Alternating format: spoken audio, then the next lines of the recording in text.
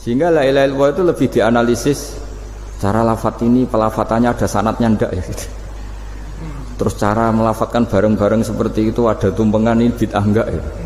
Jadi pertanyaannya sudah tidak tentang keramatnya atau sakralnya atau fadilahnya la ilaha illallah, tapi sudah macam-macam.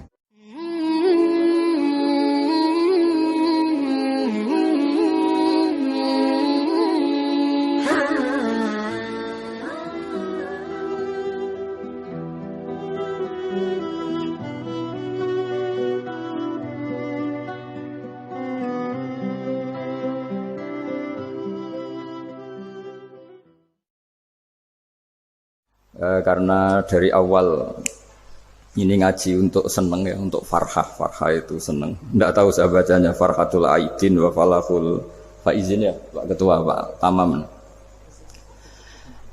Saya cerita sedikit tentang seneng ya, al-farah ya. Dalam Islam seneng itu sudah ibadah. Jadi di antara ibadah terbaik manusia itu seneng. Jadi kalau analoginya kita dikasih rumah teman atau mertua atau guru atau siapa saja, hal paling menjengkelkan itu ya sudah dapat gratisan gerutu itu geremeng. Nah ini kita sudah pakai buminya Allah itu gratis, pakai airnya ya gratis, pakai oksigen ya gratis, kok masih gerutu, itu sudah jadi hamba yang nggak bener itu. Jadi bayangkan kalau kita pakai oksigen bayar, pakai buminya bayar, pakai airnya bayar semua, kayaknya kita tidak mampu membayar, dan kita sama Allah hanya disuruh ikrar, disuruh sujud.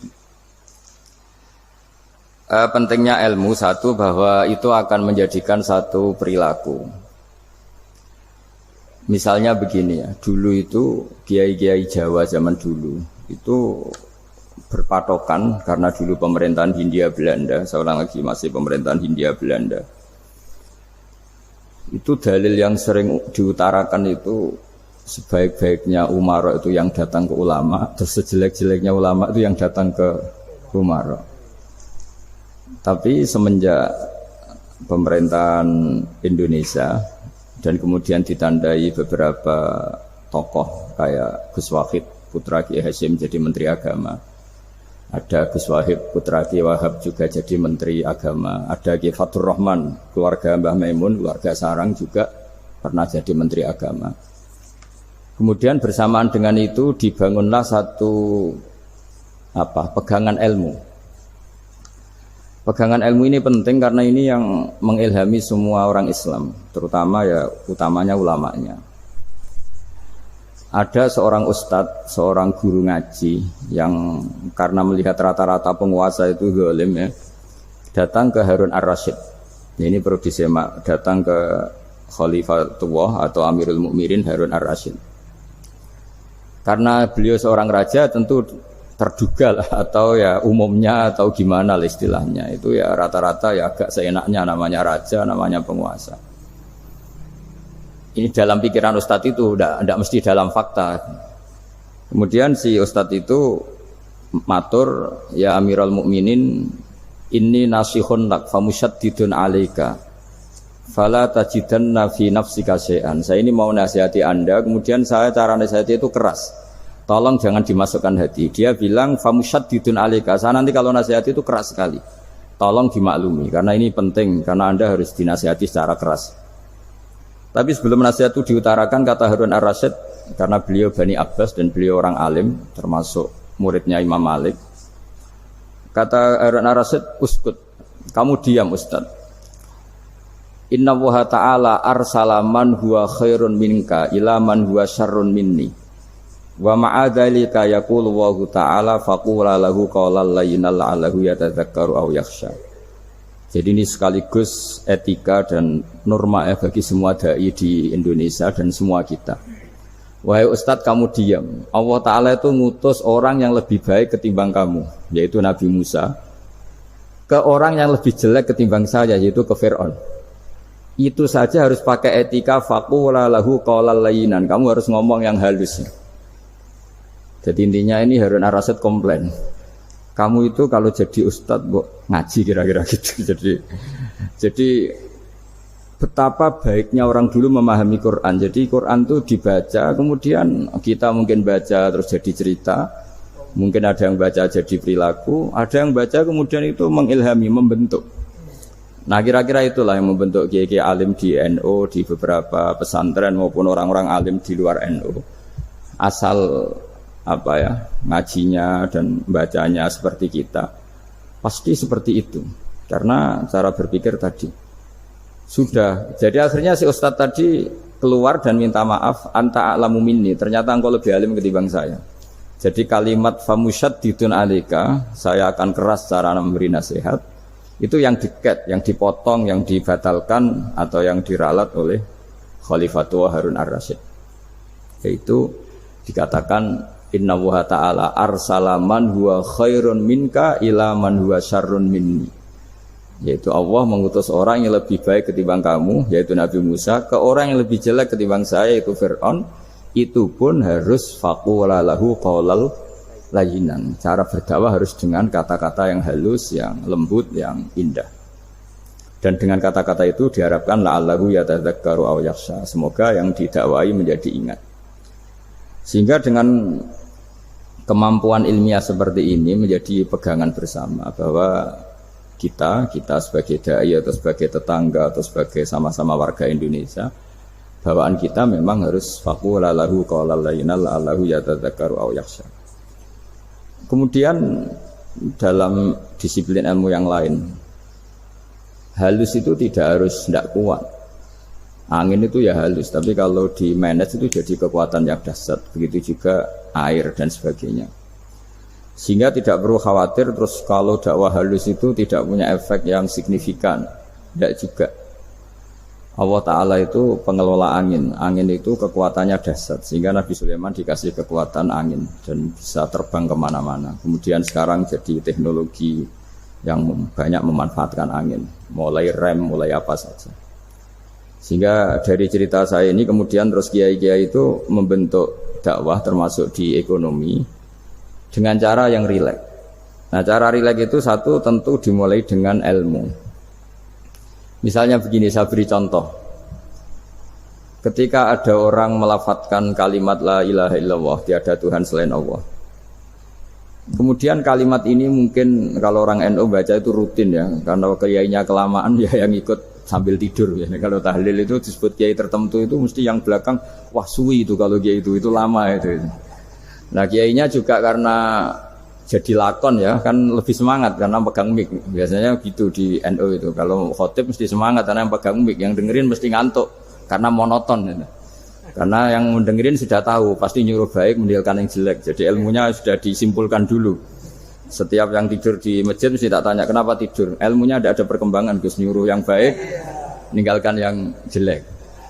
Tapi kalau ilmunya agak ada perubahan kan dengar semua pasti nyuruh yang jelek meninggalkan yang baik. Karena watak manusia itu agak-agak suka fitnah, itu suka geger. Tapi kalau monoton itu mesti enggak itu. Tapi yang menjadi pegangan kita, saya ulang lagi, itu ilmu dulu. Saya ulang lagi itu ilmu dulu. Saya berkali-kali menyontohkan, kalau ada orang kafir, orang yang tidak bersyahadat 70 tahun, kemudian dia bersyahadat sekali saja di akhir hayatnya. Itu kata Allah, qulil ladzina kafaru iyantahu yughfar lahum ma qad salaf. Katakan ke mereka yang kafir, jika dia mau bersyahadat, itu masa lalunya diampuni semua. Sehingga kedahsyatan kalimat ini luar biasa. Orang yang kafir 70 tahun saja, barokahnya la ilaha illallah ini, dosanya bisa diampuni semua. Nah kemudian karena ilmu ini tidak begitu populer atau kurang dipopulerkan, atau kita sendiri kurang menghayati, sehingga la ilaha illallah itu lebih dianalisis. Cara lafadz ini, pelafatannya ada sanadnya ndak ya? Terus cara melafatkan bareng-bareng seperti itu ada tumpengan ini bid'ah enggak ya?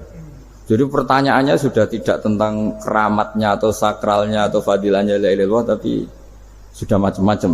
Wiridan cara seperti ini ada hadisnya enggak, legal enggak, terus ada sanadnya enggak. Jadi saya mohon semohon-mohonnya untuk teman-teman yang di Al-Iman itu harus ngaji ya. Ngaji itu nanti kamu tahu cara mandang sebuah ibadah atau perilaku atau apa sajalah tahu. Karena al ilmu yurisul ahwal, ilmu itu bisa mengilhami cara pandang. Dulu yaitu saya ulang lagi, ketika zaman Hindia Belanda, karena pemerintahnya Hindia Belanda itu ulama-ulama keras sekali, sejelek-jeleknya ulama itu yang datang ke Umarok.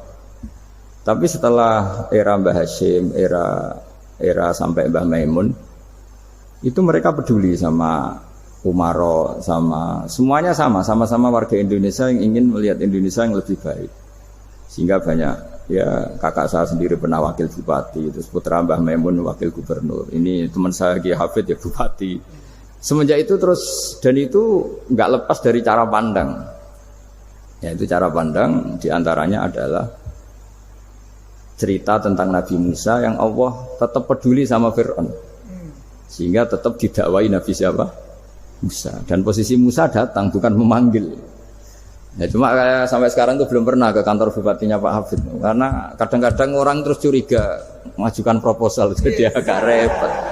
Ketemu bupati itu sialnya kiai kan mesti pikirannya orang bupati ini nyangoni, kiai ini disangoni gitu. Itu terus kayak kita fakir miskin itu. Jadi makanya saya itu belum pernah datang. Tapi alhamdulillah karena beliau berambisi menjadi wa khairul umara mayatuna babal ulama. Jadi datang tapi sangat ambisius ingin mengalahkan ulama, karena dia kalau datang statusnya lebih tinggi.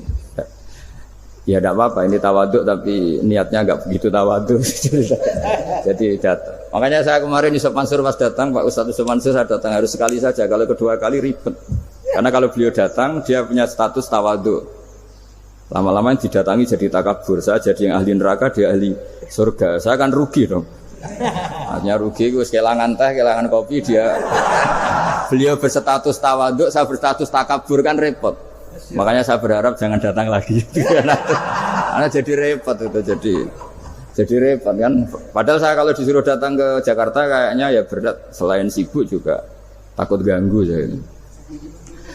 Jadi saya sering di Jakarta tapi ya tadi jarang ya. Biasanya nganggarkan waktu hanya pas saja, tidak kurang tidak lebih. Biasanya ngajar di pondoknya Pak Kures itu di Baitul Quran ya.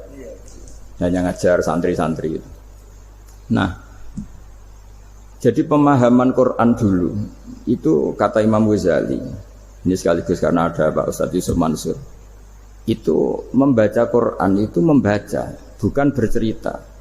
Kalau kamu membaca seperti ini, kunta qori'an, kamu pembaca. Pembaca itu yang mengambil pelajaran. Tapi kalau kamu hanya cerita, itu namanya kunta hakian. Sebenarnya Anda tidak membaca Quran, tukang cerita. Misalnya tadi cerita Nabi Musa datang ke Fir'aun. Itu kalau kamu hanya cerita, wah dulu itu ada orang namanya Fir'aun didakwai Nabi yang namanya Musa. Ya itu namanya tukang cerita. Kalau kamu pembaca tidak gitu. Betapa baiknya Allah, orang sengawur Fir'aun saja inginnya Allah masih ingin diselamatkan dengan mengutus Nabi Musa kekasihnya. Itu namanya kunta qori'an, kamu pembaca betul, bukan kunta hakian, kamu tukang cerita. Begitu juga seterusnya tentang Quran ayat-ayat seterusnya. Sehingga yang diharapkan dari pembacaan Quran itu memang kita sebagai ahli baca, ahli mu'tabir ya, ahli yang ngambil pelajaran, bukan tukang apa? Cerita. Sehingga dulu ketika Sayyidina Umar radhiyallahu anhu ketika membuka Baitul Maqdis atau Baitul Muqaddas dan diajak syukuran, pesta-pesta makan itu. Beliau enggak mau. Ketika ditanya kenapa engkau enggak mau, alasannya itu langsung beliau baca Quran. Jadi saya punya sekian contoh. Saya ulang lagi, saya punya sekian contoh. Orang-orang dulu dengan Quran itu menyatu, bukan sekedar dihafal tapi menyatu. Sehingga bawaannya itu sudah Qurani, sudah Qurani. Saya beri contoh pertama Rasulullah SAW, nanti Umar kedua. Rasulullah itu pernah enggak makan sampai 3 hari. Terus ditanya oleh sahabat, lalu kekuatan engkau bisa hidup apa? Terus ngendikan al-aswadani, maksudnya itu tamar dan air, hanya makan kurma dan air. Tapi beliau tidak ketemu roti atau tidak ketemu nasi lah kalau orang Indonesia. Ketika hari ketiga dikasih makan oleh sahabat, dipotongkan kambing, kemudian baru makan 3 lukmah, kira-kira ya 3 asupan nasi, berhenti. Padahal sahabat yang lapar sama dengan Rasulullah itu membayangkan Nabi itu sampai kenyang, sampai apa. Tapi ketika ditanya, seperti ini pun nanti ada hisabnya. Walatus alunna yauma idzin anin naim. Jadi acara makan-makan gini itu nanti ada hisabnya. Nabi nangis. Akhirnya sahabat nggak jadi nerusin makan. Jadi ketakutan orang dulu sama ketika Sayyidina Umar dijak pesta ketika memenangkan Baitul Maqdis itu. Inna wa ta'ala ayyara qauman. Allah itu mengkritik sebuah komunitas kaum karena apa? Adhabtum thayyibatikum fi hayatikum dunya wastamta'tum biha. Kamu adalah orang-orang yang jatah nikmat kamu sudah kamu habiskan di dunia. Adhabtum itu kalian habiskan jatah kenikmatan kamu di dunia. Wastamta'tum biha, kamu di dunia sudah berpuas-puas. Maka jatah Anda sekarang di akhirat habis. Sehingga Sayyidina Umar enggak mau pesta-pesta karena takut jatah nikmatnya habis. Kata beliau terus astabqi thayyibati, akan saya sisakan sisi-sisi kebaikan saya supaya tidak habis. Corong Jawa itu aja dientek-entekno biar jatahnya masih. Sehingga di dunia kiai itu ya meskipun saya akrab bupati, akrab mungkin wakil gubernur, saya itu ya jarang ketemu. Karena kalau orang Jawa bawaannya ketemu ya makan-makan, guyon-guyon. Nak keterusan ras demel buswarga. Makanya saya pastikan Pak Yusuf Mansur kesini tidak akan saya jamin, biar aja, biar jatahnya masih. Jadi ini bukan karena saya bakhil, biar jatahnya masih. Mendit menyelamatkan. Ya, jadi itu ilmunya kiai. Nah, efek dari ilmu ini dahsyat. Kalau Anda berpikir tentang nasib Anda di akhirat, nanti bawaannya juga tidak akan mudah menyalahkan orang lain, tidak akan menghakimi orang lain karena sibuk dengan dirinya sendiri, tapi tidak dengan makna egois, tapi makna orang baik itu siapa? Orang yang sibuk dengan aib pada dirinya, dengan kekurangan pada dirinya, saking sibuknya mikir aibnya sendiri, tidak sempat mengoreksi aibnya orang lain. Itu awal ilmu. Ilmu itu tidak dimulai dari larangan. Kalau larangan karuan, tidak termasuk ahli surga orang yang suka mengadu domba, tidak termasuk orang baik yang cari kesalahan orang lain. Itu namanya pelarangan. Tapi ilmu itu di atas nahi, di atas pelarangan itu. Kamu punya kesadaran bahwa kamu itu yang penting selamat dulu, jangan memikirkan orang lain. Dengan makna bukan egois, tapi dengan makna supaya tidak menyalahkan orang lain. Nah, saya termasuk ya boleh dikatakan kiai lah, yang paling fanatik bahwa semuanya itu harus dimulai dari ilmu. Ya saya ulang lagi, dimulai dari ilmu. Nah, dari sini kemudian saya berharap Indonesia menjadi damai, menjadi baik. Itu bukan karena kita baik-baik banget ya, tidak mungkin kita ada nabi, tapi karena sudah sibuk dengan memikirkan kesalahan diri sendiri. Sehingga misalnya kita baca Quran, Rabbana zalamna anfusana, lalu kita langsung ingat betapa hubungan kita dengan Allah itu harus ikrar dulu, merasa zalim dulu, merasa salah dulu. Nah, kalau semua orang merasa salah di depan Allah itu mesti bawaannya enggak mudah menyalahkan orang lain, karena kita bilang Rabbana zalamna anfusana. Nah, itulah ilmu-ilmu yang mungkin banyak pembaca Quran tapi hanya baca, atau kalau baca ini tok disebut al-haqi, ahli cerita. Yang dibutuhkan tuh al-qari', pembaca kemudian mu'tabir, kemudian mau beriktibar. Seperti yang dilakukan tadi Harun Ar-Rasyid tadi. Inna wa ta'ala arsala man huwa khairun minka ila man huwa syarrun minni. Wa ma'adzalika yaqulu wa ta'ala faqula lahu qaulal layyin. Ini kamu tidak usah memaksakan musyaddid keras sama saya, karena Allah Ta'ala telah mengutus orang lebih baik ketimbang kamu, yaitu Nabi Musa, ke orang yang lebih jelek ketimbang saya, yaitu Fir'aun. Itu saja harus beretika. Faqula lahu qaulal layyin la'allahu yatadzakkaru aw yakhsha. Dan alhamdulillah bawaan kita sebagai orang Timur atau orang Jawa itu kalau mau ngandani orang itu halus sekali. Di antara bentuk kehalusan kata-kata diceritakan di ayat lain. Ketika Nabi Musa ketemu Fir'aun, dawuhnya begini, fakul apa itu yang di juz 30 yang juz di juz 30 ini yang bagian dari, kan tadi hanya fakul lahu qaulal layyinan. Lahu qaulal layyinan itu bentuknya apa? Ya, bentuknya apa? Itu Nabi Musa disuruh ngendikan sama Fir'aun. Apakah kamu mau saya nasihati? Fakul halaka ila antazakka. Halaka itu pilihan, hal itu istifham, laka itu otoritatif. Jadi betapa santonya kalimat itu, fakul halaka ila antazakka. Jadi kalau dimaknani model Pak Hafid, model saya ngaji di sarang itu, halaka ana ta iku kedue sira berhak bagi kamu, berhak bagi Anda, apakah Anda berhak loh mendapat nasihat supaya Anda jadi orang yang lebih baik. Halaka ila anta zakat. Jadi tidak kalimat perintah tapi kalimat pilihan. Apa engkau mau saya beri nasihat? Wah dia ka ila rabbika fatakhsha. Dan saya beritahu kamu tentang Tuhan dan kemudian kamu menjadi orang yang baik, fatakhsha, orang yang punya khasyah, punya. Jadi kayak apa kalimatnya itu? Napa jenengan kersa? Itu kalau orang Jogja, orang-orang daerah-daerah yang pernah nyuguhi tamu itu kan ayo makan-makan, itu kan kayak tamunya itu kelaparan. Masa Pak Yusuf Mansur kelaparan? Tidak mungkin kan. Masa Ustaz terkenal kelaparan kan tidak mungkin. Monggo, nopo jenengan ngersakno. Karena bisa saja tamunya itu tidak kerso, mungkin karena darah tinggi, mungkin karena takut dianggap fakir miskin, macam-macam kan orang tidak. Itu kalimatnya itu halaka ila anta zakka. Kayak apa indahnya dakwah. Halaka ila anta zakka. Itu ada kata laka itu ya terserah jenengan mau enggak. Wa ahdiyaka ila rabbika fatakhsha. Nah, itu yang disebut membaca. Kunta qari'an la hakian. Anda benar-benar membaca Quran, bukan sekadar pencerita. Nah, kemudian ini yang terakhir saya juga baru sebenarnya saya itu enggak pernah bilang sanggup itu, tapi Pak Ustadz Zakaria itu GR terus.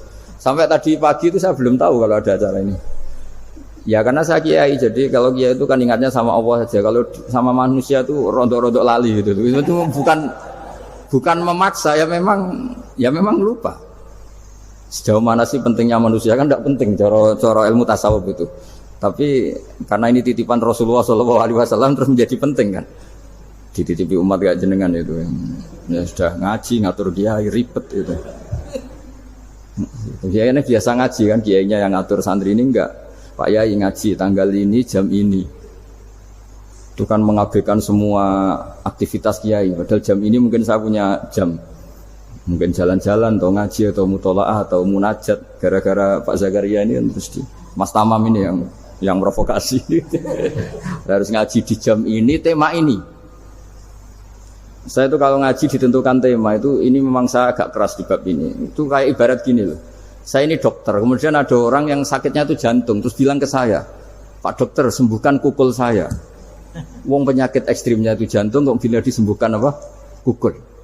Kan gak penting, sembuh tidak sembuh, kukul itu kan gak penting, jerawat itu. Kiai itu tahu kesalahan paling fatal manusia itu akidah. Jadi kadang-kadang mintanya ilmu yang tidak akidah, yang gak penting. Jadi kadang-kadang kiai itu ya digurui betul kalau di Indonesia itu. Misalnya, ini tidak nyindir loh, memang marah betul kalau di bab-bab seperti ini. Tapi ini biar jadi ilmu masif, ilmu yang general. Saya ulang lagi ya, Anda jadi dokter, tahu pasien Anda ini penyakit jantung kronis atau sudah fatal lah sudah. Terus orang itu bilang, Pak Yai, itu Pak dokter, tolong obati kulit saya supaya tidak jerawatan. Kamu bilang ini orang aneh enggak? Aneh kan? Nah, kiai juga gitu. Saya sering itu ada orang mau haji gitu, Gus doain saya jadi haji mabrur. Pernah belajar haji Pak? Dereng. Mungkin enggak orang belum belajar nyupir terus kemudian minta didoain, Gus saya mau nyupir doain selamat. Mau nyupir aja enggak bisa kok minta doa selamat. Harusnya urutannya kan belajar dulu baru minta doa. Tapi kali ini aliman bener ngajaknya akidah dulu, ahli sunnah kan. Ya itu bener karena akidah itu hal yang prinsip memang harus. Kalau kebetulan enggak bener tak revisi betul. Untungnya kok temanya bener. Jadi saya mohon ke seluruh orang-orang yang mau ngaji ke kiai itu tema itu biar yang milih kiai supaya tahu prioritas yang harus benahin. Jangan tema yang kita yang milih, jangan-jangan tema yang kita pilih itu tidak mendesak atau tidak penting. Ini bukan apa-apa, ini saking ingin baik saya ya, keinginan baik saya supaya dulu zaman sahabat ya gitu. Kalau ada pertanyaan salah sama Nabi dibenerin, cuma Nabi terlalu bijak. Cara benerin tuh enak. Kalau saya karena tidak Nabi saja ya agak-agak kasar kan. Kalau tidak Nabi tidak wajib bener terus. Yang wajib bener terus itu Nabi. Saya beri contoh. Ya. Nabi itu ngendikan tentang kiamat. Kiamat itu dahsyat, mengerikan gini-gini. Kalau pikirannya orang kampung itu begini. Nabi ini aneh. Cerita kiamat dahsyat tapi nggak ada tanggalnya, ada tahunnya. Harusnya ada dong biar kita bisa persiapan. Sehingga Nabi disomasi di tengah-tengah khutbah itu, ya Rasulullah mata sa'ah. Nah, karena ini orang Bedui, Nabi enggak dengerin, diulang lagi. Mata sa'ah ya Rasulullah. Ketika Nabi mengabaikan itu ada dua kelompok sahabat, yang satu bilang lam yasma, Nabi tidak dengar sehingga mengabaikan. Yang kedua bilang sami'a wa kariha, Nabi sebenarnya mendengar tapi tidak berkenan. Tapi diulang lagi ketiganya, ya Rasulullah mata sa'ah. Akhirnya Nabi jawab, mau tidak mau, karena kalau enggak ya dia, namanya orang Bedui ngomong terus. Nabi balik tanya, ya karena cara berpikir dia kalau kiamat itu jelas kapannya kan bisa persiapan itu. Paling enggak pas mau kiamat terus pas ngaji Quran apa kan bisa persiapan itu. Akhirnya Nabi balik tanya, ma'atatalaha. Kalau kamu berani tanya kiamat, lalu persiapan kamu apa? Ya terus orang itu bilang masyhur tuh, ma'atatulaha kabira sholatin wala siyamin wala kadza wa kadza walakinni uhibbuka. Saya sebenarnya tidak punya persiapan ya Rasulullah, cuma persiapan banyak puasa ya enggak, banyak sholat enggak, tapi saya mencintai engkau. Terus masyhur itu jadi hadis paling legenda, almar'u ma'aman ahabba, sebagian disebut anta ma'aman ahbabta. Ini kata semua sahabat yang di masjid. Si Bedui ini orang paling dibenci sahabat karena mengganggu Nabi saat khutbah, tapi akhirnya ini menjadi orang paling dicintai sahabat karena barokahnya itu hadis itu keluar secara terbuka, almar'u ma'aman ahabba. Sebagian riwayat yukhsyarul mar'u ma'aman ahabba, nanti orang akan sowan sama Allah bersama orang yang mereka cintai. Itu sahabat-sahabat fama farihu ba'dal Islam farahahum biadal hadis. Mereka tidak pernah senang setelah masuk Islam sesenang hadis ini. Karena kita tidak perlu soleh-soleh banget, cukup nyintai orang apa? Soleh gitu. Makanya saya sekali bilang itu ya, kadang-kadang saya jadi orang alim itu ya rugi. Ruginya tadi. Misalnya ya, untuk menjadi orang alim kan harus hafal Quran, ngaji Bukhari, Muslim, Ikhya. Ternyata pengumuman kedua orang nggak bisa apa-apa. Gelombang kedua, para pecinta, waduh, itu kan repot ya.